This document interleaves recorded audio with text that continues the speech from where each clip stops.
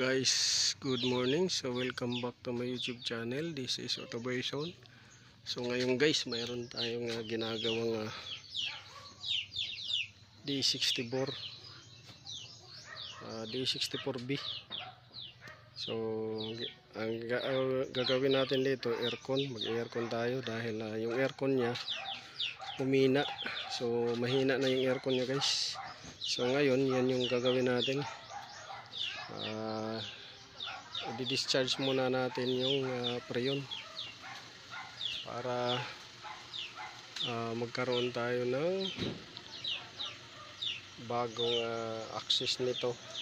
Tatanggalin natin dito dahil dito yung access ng isang service valve, dito rin yung access ng isa. Kaya tubig yan. So yun guys. So dito guys, naisalang na natin yung service gauge nya, service gauge sa service port valve. Naisalang na natin. Ayan. Check natin kung ilan pa yung preyon na natira. So dito ang nakikita natin ay 100. So okay naman yung pressure, 100. Dito 100 din. Pero minsan may halo na yan na hangin. So yun yung gagawin natin para ma-confirm natin kung marami pang preyon at hangin. Ilalagay natin dito sa bote.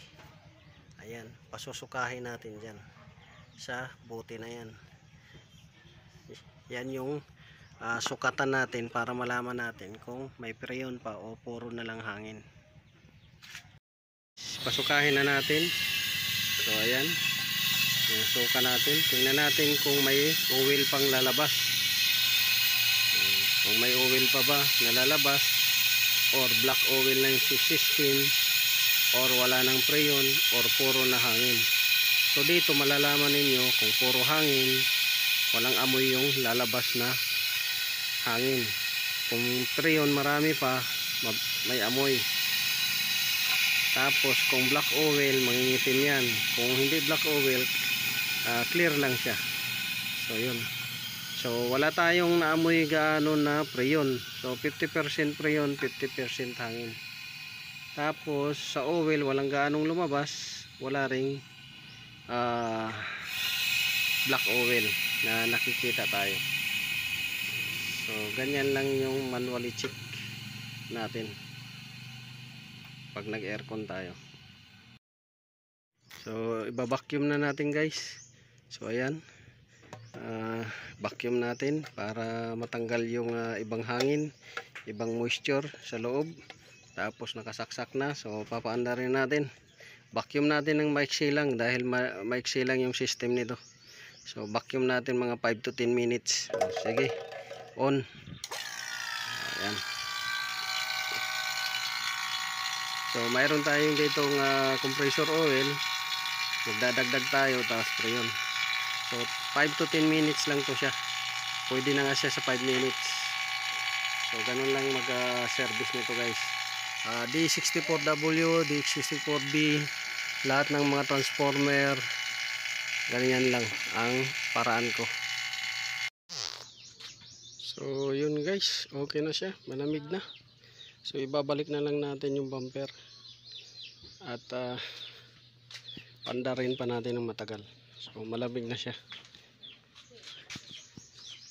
So itong bumper na lang babalik natin. So hindi na natin tinanggal ng pwede naman laylay lang ng ganyan yung bumper.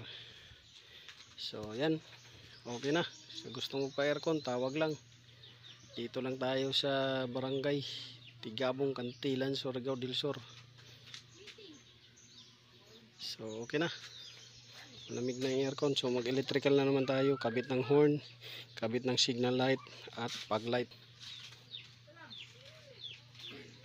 So electrical, horn, signal light, fog light. So this is Autoversion.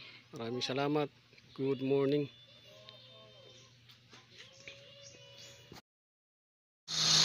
So ito guys, matapos natin vacuumin, nilagyan ng compressor oil.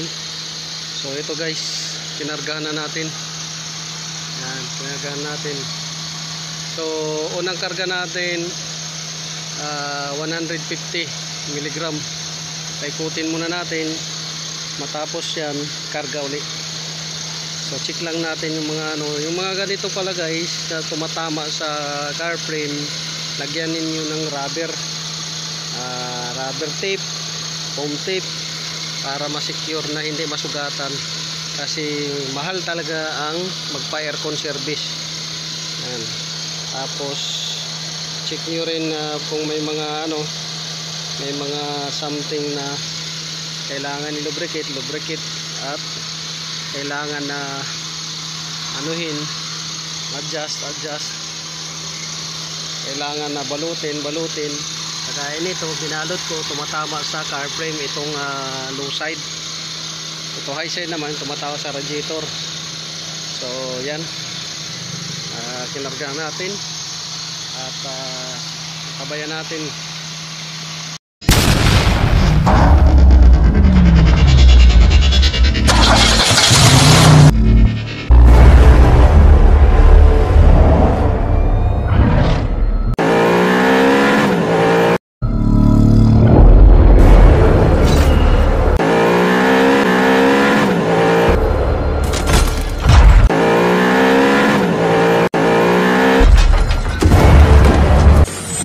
Make